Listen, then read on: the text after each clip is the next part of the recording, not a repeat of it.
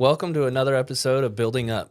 Today, I have Trent with me. Welcome, Trent. Thanks for having me. I'm happy to be here. Thanks for being here. Instead of building up. Yep. Wow. Cool. Wow. Trent is a lead foreman at Woolsey Construction and my firstborn son. That's right. That's kind of weird to think about now that I'm like a foreman, Yeah. basically at this point. Is that a new thing?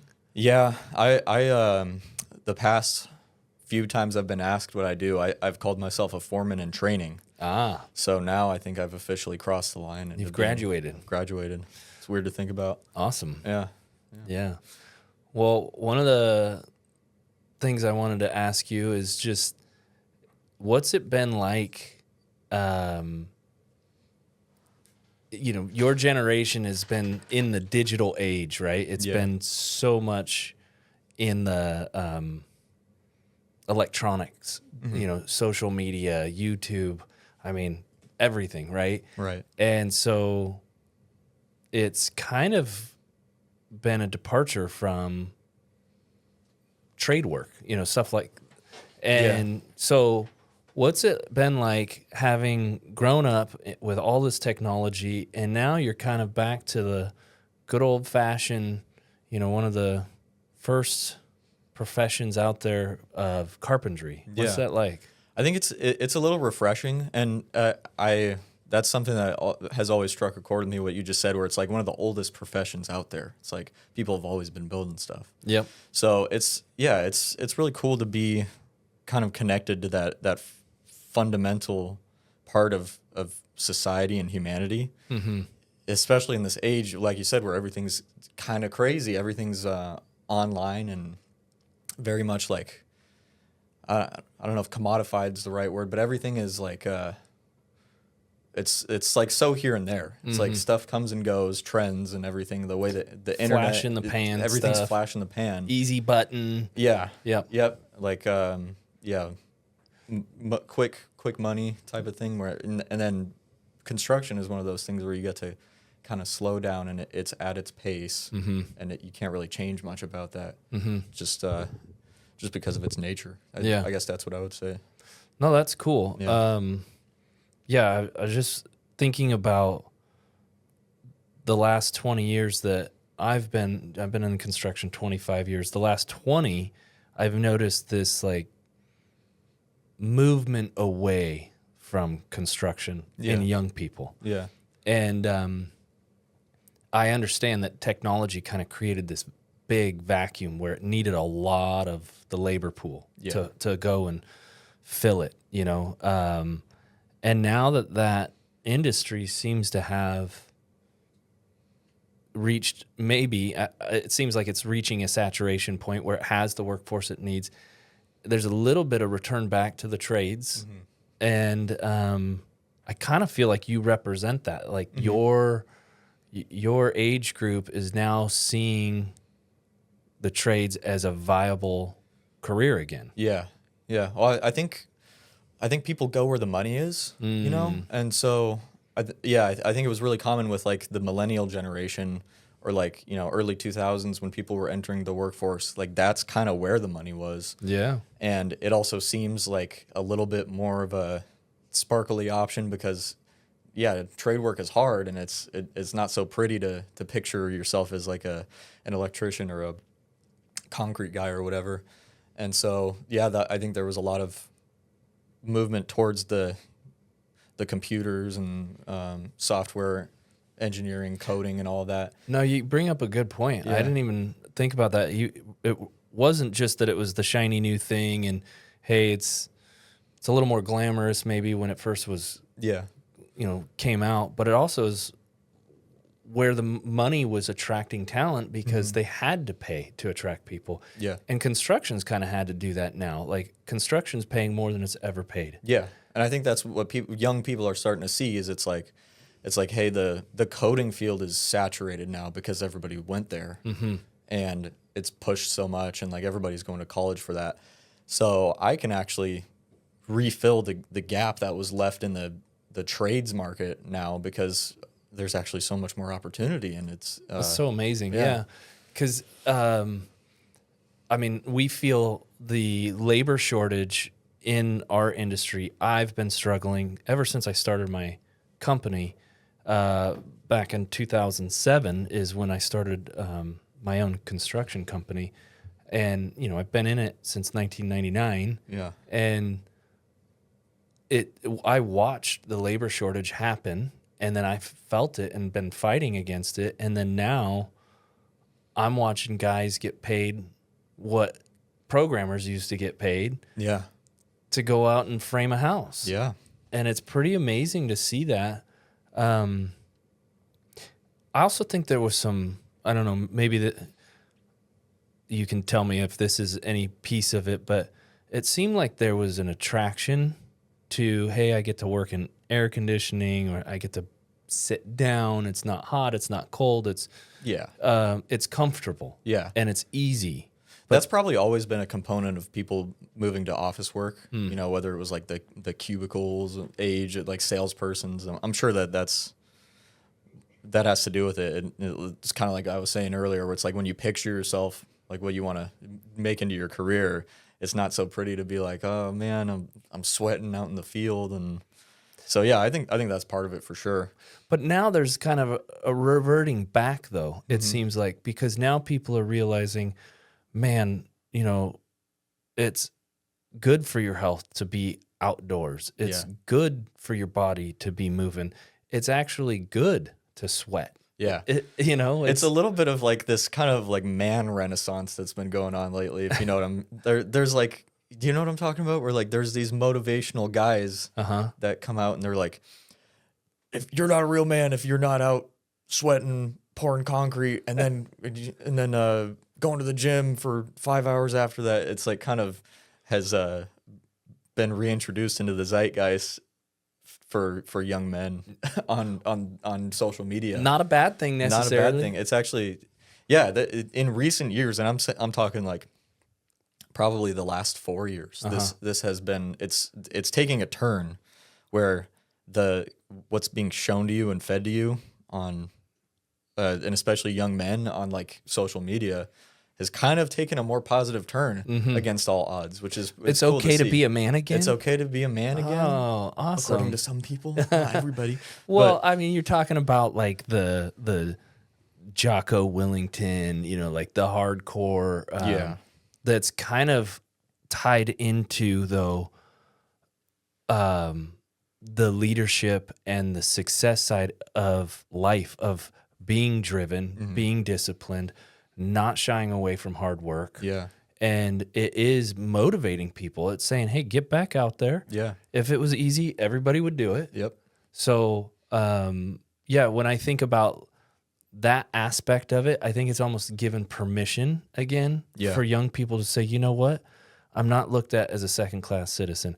Because I'm going to tell you, it was, especially in the early 2000s, late 90s, early 2000s, it seemed like if you were a construction worker, you'd kind of taken the easy route. Oh, well, you're not smart enough. You didn't go to college. You didn't, you know, and you were kind of like, oh, you're a construction worker. And the industry as a whole gets a pretty bad rap, you know, and that's unfortunate. That's one of the things that we work hard against here is to try and redefine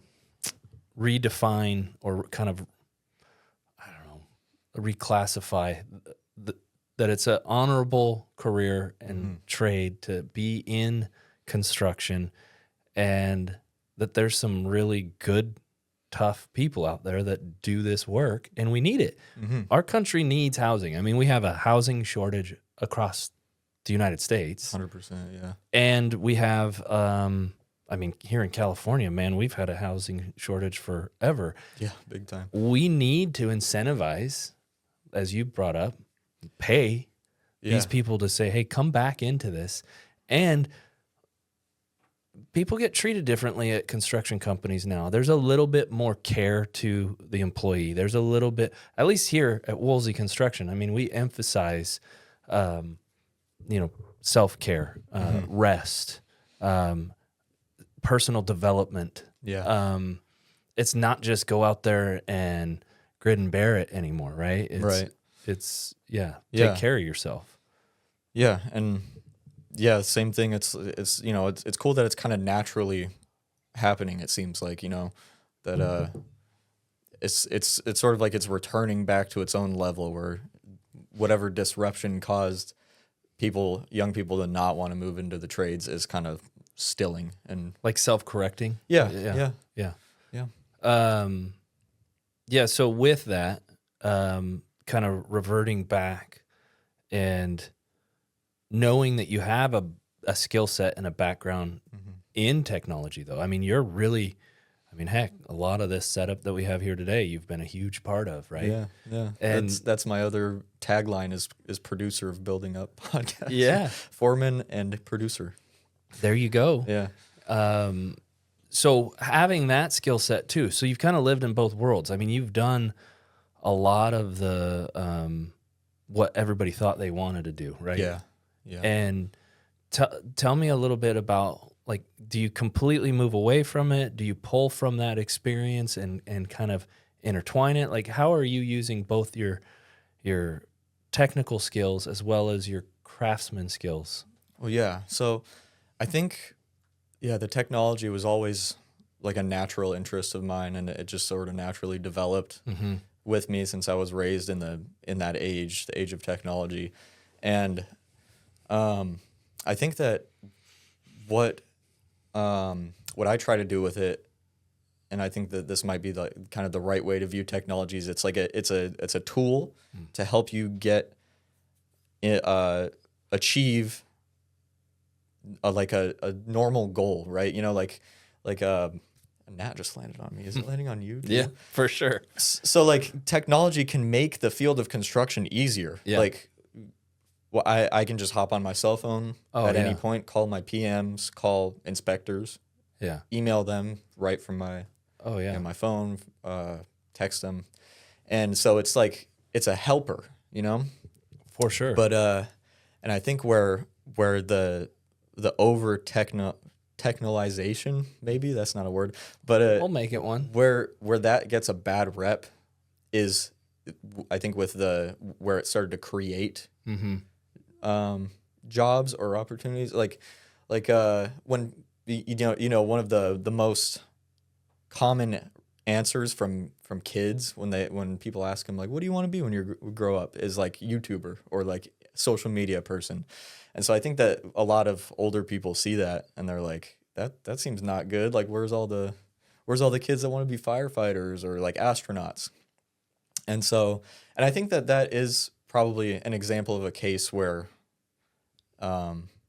you just get like too engrossed in the world of the internet and technology, and it kind of takes you over, and you lose connections to like what is a normal part of like society and the economy, where like something like construction or being a firefighter or like a normal job, you know? Yeah.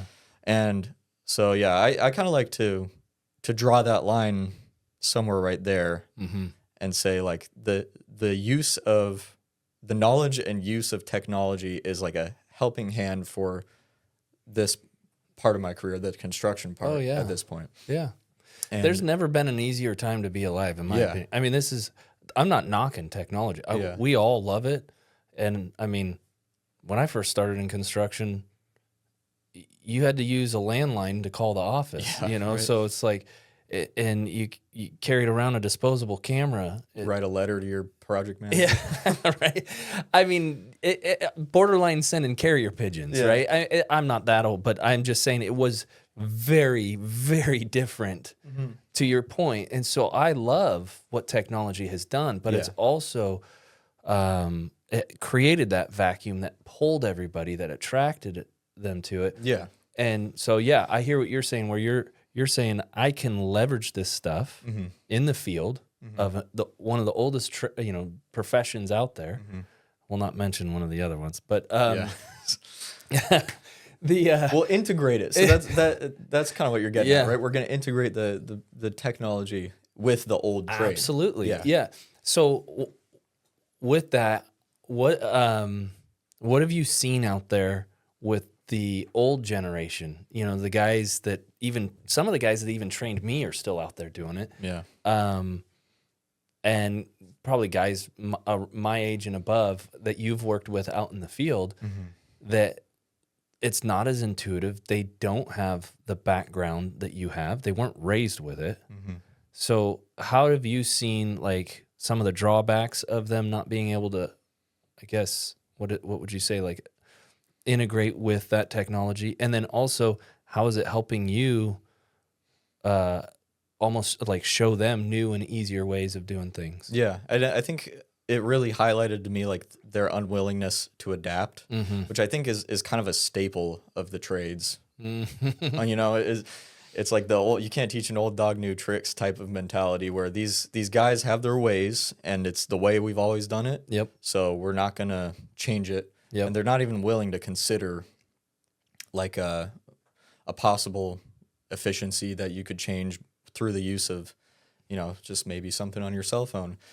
So that was one thing of it. And the other thing was it was really hard to teach. Like one of our guys we used to work with, our field supervisor, I'd have to help him send emails all the time or like forward images and stuff. And it's like, because it kind of has become a necessary component of the job. Yeah. And, you know, I get it. A lot of older guys, it's hard to keep up with all the changes and, but it's a good thing to familiarize and use that, leverage that technology. And it's, like I said, it's become like almost a requirement. It absolutely has. Yeah. So what I think is cool is learning new ways and coming across new ways to use it day by day, you know, like not just sending emails, but maybe, you know, I don't know, you find a app that helps you measure distances, or I don't know. It's stuff that can happen, and the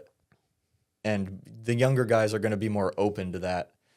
Oh, I mean, running a business on my side, I'm like the time card app that we use, the client portal to manage projects, you know, our CRM software that we use to keep track of workflow and incoming leads. And I mean, our accounting software, I know some of these things have been there, but like they just keep getting better and better.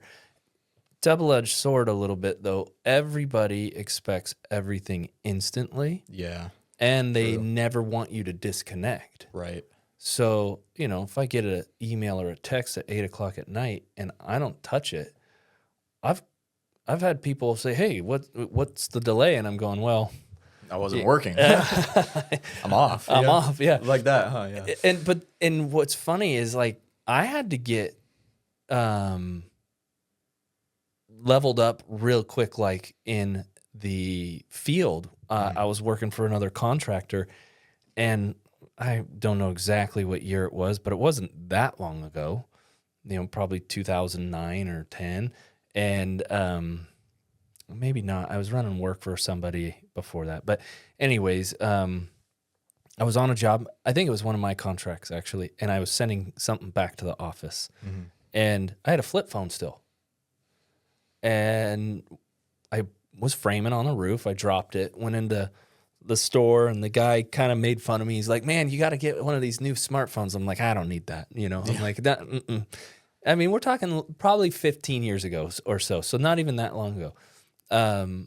So finally he talks me into this smartphone, and I'm out on the job the next day, and somebody goes, "Hey, take a picture and email it to me." And all of a sudden, it's like right then and there, I knew I better move fast to move with this, leverage this as much as possible, get, you know, electronic signatures there on the spot for change orders, get information back to the office. You know, because for a long time I was still running work out in the field before we had all the great team that we have now. And so it was hard to juggle all of that. Yeah. And now it's, I'm not going to say easy, but it's definitely way more possible and convenient than ever before. Yeah, for sure. Yeah, I would say another side of it too is like what we're doing right now, the podcast, and like the use of social media as like a marketing tool, or like a, just a tool to show yourself and your company and your values to people who otherwise wouldn't get Absolutely. connected with you, Yeah. is really cool. So No, I'm excited about that aspect of being able to connect with more people. yeah. I mean, professionally, you can connect more. We're more intertwined now in a positive way. I feel like with the industry as a whole, being able to communicate faster. Yeah. I mean, product lookup, research, product development has moved faster because people are able to share all of that. And yeah, so I think it's really cool and interesting that you kind of are that generation that's now brought up with technology and also coming back to the old school, work with your hands, work outside, and just seeing the benefits of maybe a hybrid, a little bit of both. I mean, you still get to do stuff like this. Yeah. You still get to go out there and build stuff. Yeah.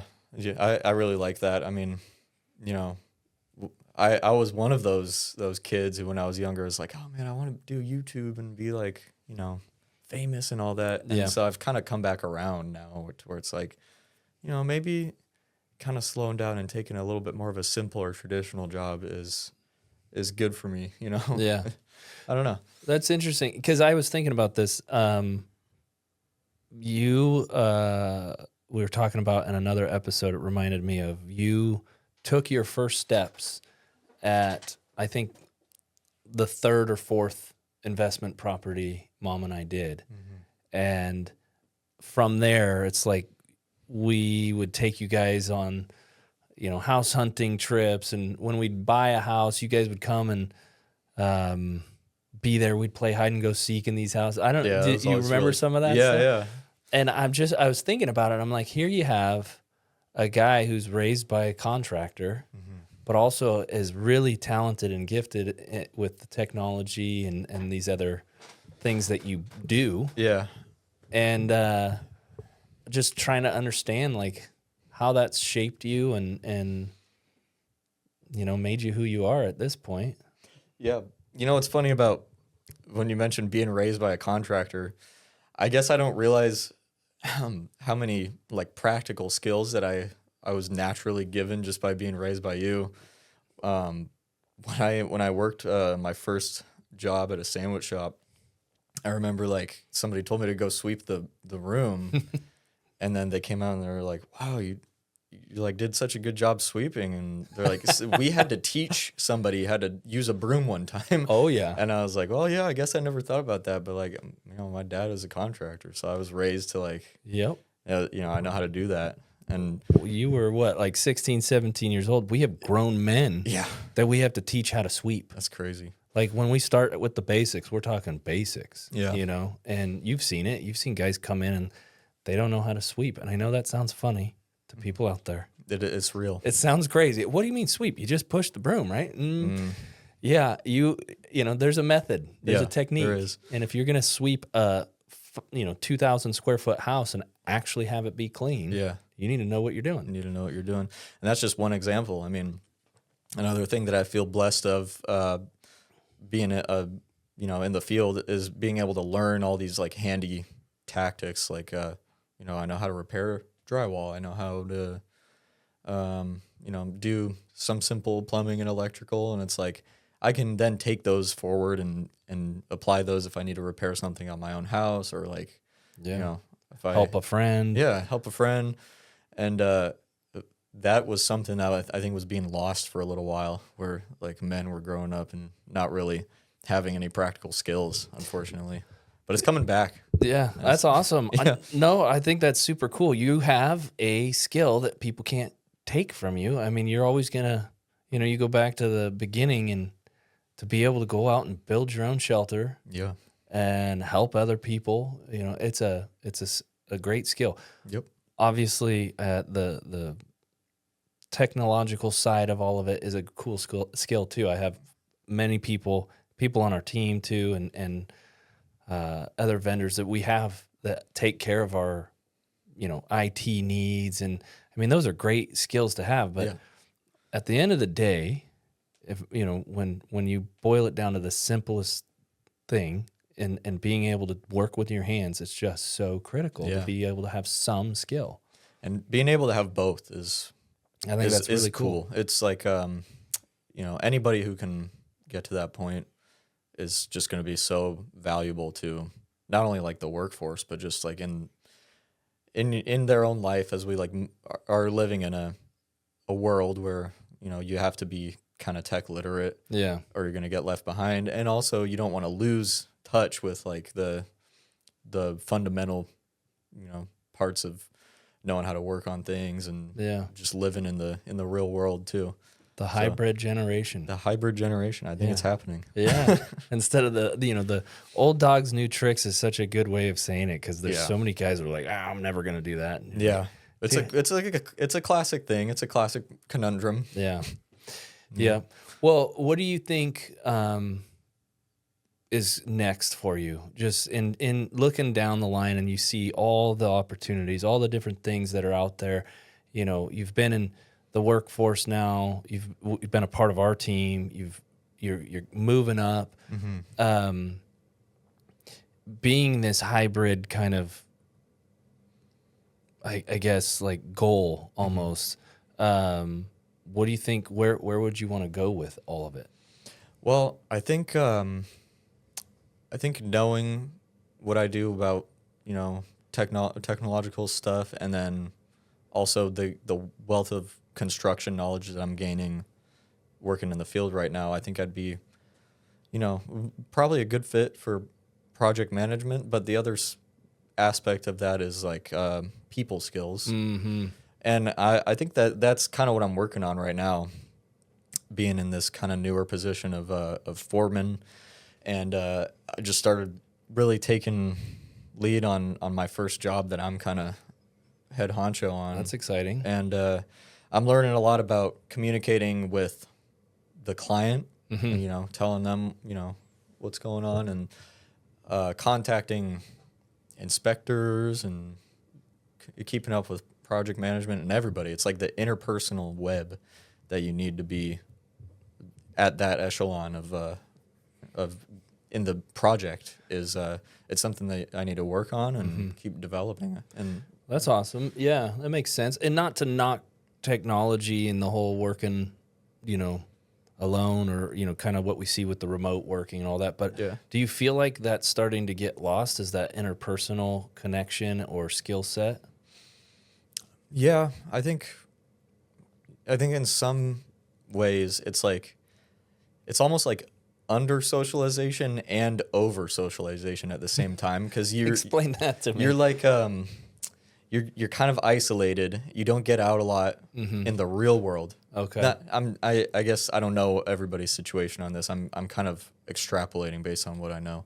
But it's like you're kind of isolated, locked away at home, and you may have a family that you connect with and everything. But then you get on social media and you're kind of always being bombarded by other people's too many people that counts, like opinions and the ways that they agree with you and disagree with you. And so it's like you kind of get an unnatural form of human connection in that. That's what I would assume. It's like somebody who's very much like just remote work.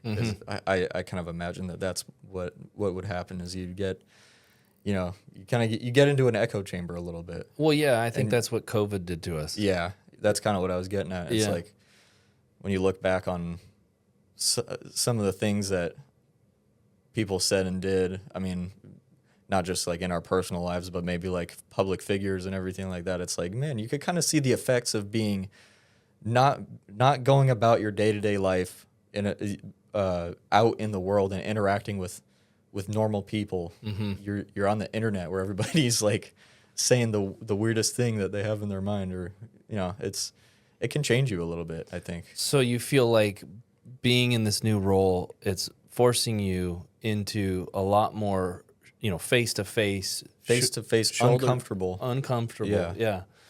interactions. So yeah, stuff that you wouldn't normally go seek out. yeah, And that's not necessarily easy to deal with. It's not, just, hey, I got my boss that I report to, and then I turn off the computer and I'm going to, just see my family. It's like you got to go and you got to deal with you got to deal with inspectors, homeowners.